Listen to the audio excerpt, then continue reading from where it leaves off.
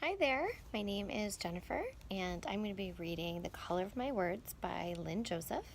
We're outside today, so it's a little sunny, so I have thrown on a little hat to help me be able to read. Are you ready? We are going to be starting with one Sunday. One Sunday, a storm blew in with green gold waves touching the sky, and coconut trees flinging about, dancing with ghost clouds, whispering lies. And the rain, sharp and white, painting words on the sand that changed my life. No stars, no moon, no songs or stories to find me and hide me.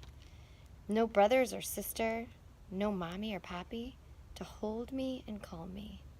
The rain words fall in tunnels, leaving dark holes of truth of who I am. Who am I? Remind me, please, before this Sunday storm decides. Sunday was the day I loved best, and the day that I feared most. From the time I was 5 years old, I knew that on Sundays we were going to the beach. But I also knew on Sundays Pappy was going to get drunk, very drunk, no matter what. Call it an end-of-week celebration. Perhaps that is how Pappy and his friends saw it, but Sunday was reserved for nothing but drinking, and they started at 9 o'clock in the morning. All over the porch they sat in their white, sleeveless vests, with their thick brown arms slung back over the backs of chairs. In the middle of the porch was a rickety table full of bottles of liquid gold shining in the sunlight. I sat high in my grey tree after church, waiting for Mommy to take me, Roberto, Angela, and to Sosua Beach. We would pack up our white plastic buckets with chicken and gravy and boiled bananas and walk down to the beach. While Mommy sat under the shade of that almond tree, Roberto, Angela, and I swam and jumped in the blue waves. Sometimes we would play catch on the beach if we found a stray ball that tourists had left behind.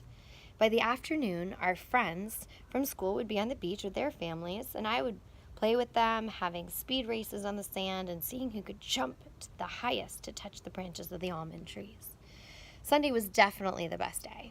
Mommy smiled a lot, and Angela took time to teach me things out in the bright sunlight, like how to braid my wet, sandy hair. But as wonderful as Sundays could be, I lived in terror. Because on some Sundays, on too many of them as a matter of fact, Pappy would decide to stroll down the beach to meet us. By the time Pappy arrived on Sosua Beach, he could hardly walk. He would stumble along, tripping over my friends' towels and baskets. He'd lurch toward me and hug me tightly, saying, "Do you love your Pappy? How much do you love your Pappy?"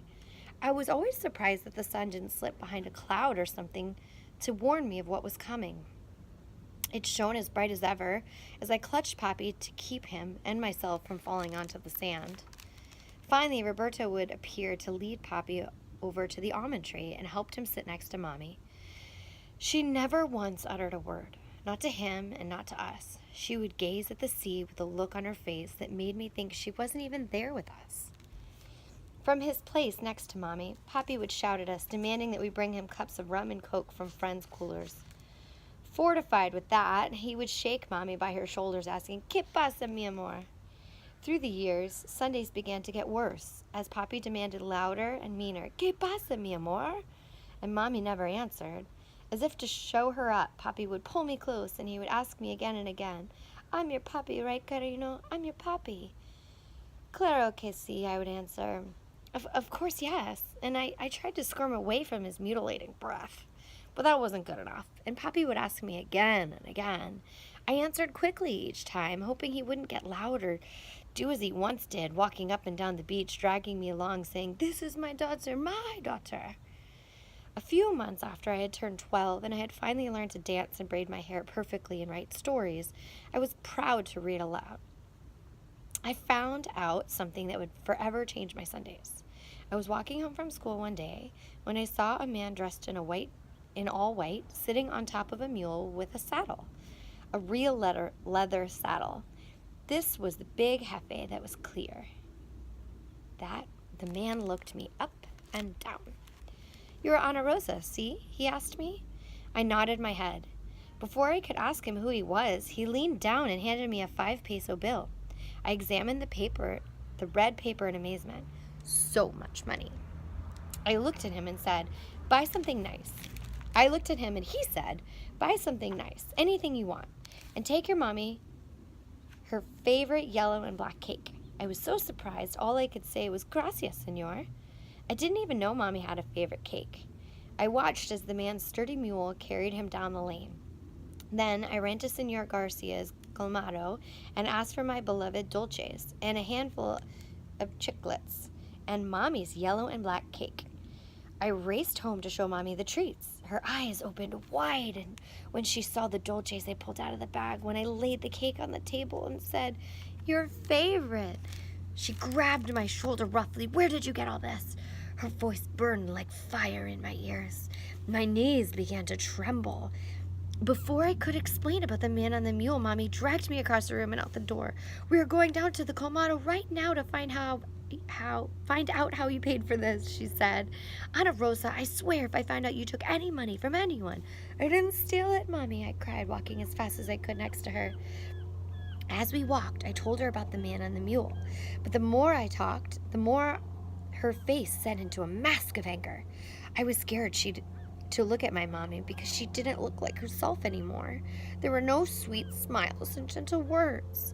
My Mommy had walked straight out of herself and left behind a stranger. She was a star that had exploded on Earth and was tearing up everything in her path. When we reached to the colmado, Mommy spoke so swiftly to Senor Garcia that I could hardly understand a word. For 5 minutes, the words fell around me in places I couldn't reach. I gave up trying to gather them into anything sensible. After a while, Mommy took my hand and we walked home. I knew from nothing I had been told, but from everything I could feel that our lives had been changed. Before we reached the house, I heard Papi's whistling. It was payday for Guario, and we had been getting ready for another little fiesta. Papi was fixing up the porch with chairs. When he heard us walk up, he turned around, but as soon as he saw Mommy's face, he stopped. He stood as still as the leaves before the rainstorm. Then, in a split second, I saw my swift dancing Papi turn into a clumsy old man. His hand reached blindly behind him for a chair. With a heavy sigh, Papi sat down and looked at us with eyes that were 2 dark holes. Suddenly, I felt very frightened.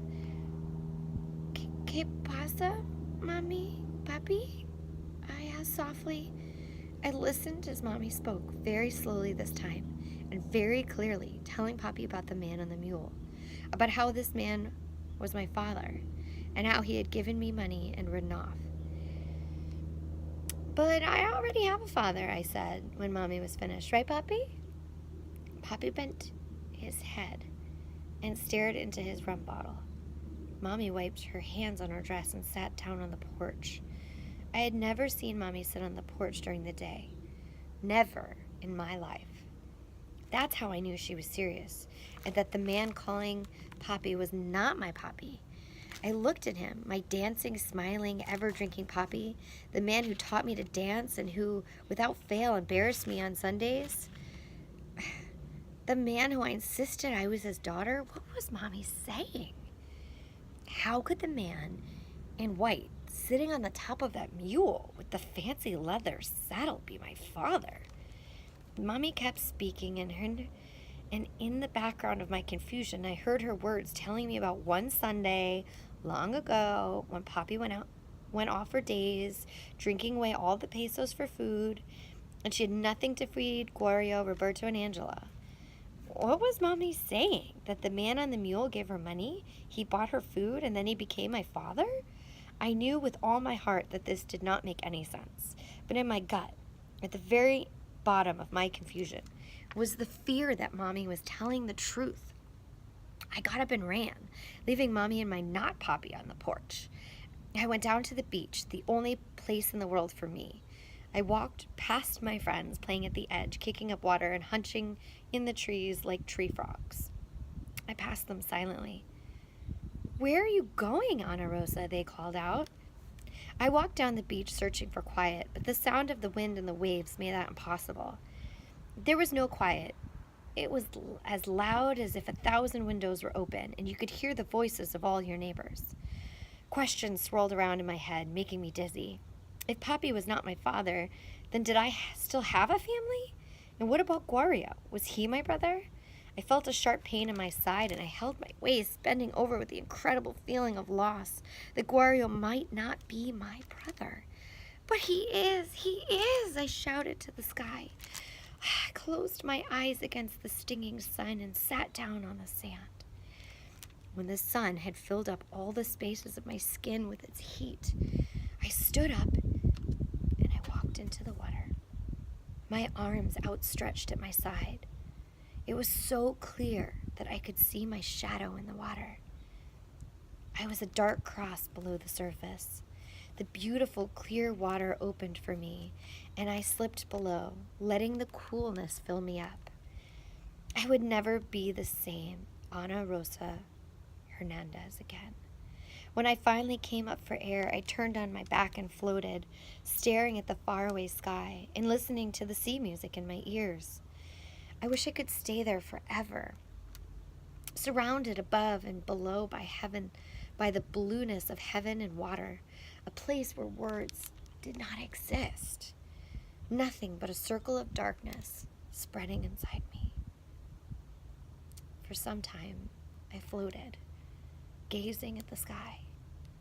Then, from far off, I heard whispery words. It was a rhyme that I used to sing to my mother. A rose fell from the sky, but it was not destroyed. My mother loves me a lot, but I love her more. I closed my eyes to all the blueness around me and thought about my mother, my mommy, my wash day friend, my stand up straight and never look down force, my you will write stories, Carmino believer. From somewhere inside me, I knew that mommy needed me, that she had a whole bunch of words and questions fighting her like I did. And if we didn't stick together, then one dark night, those very same questions would eat us up and spit our bones across the sand. But I was a writer, wasn't I? I loved words.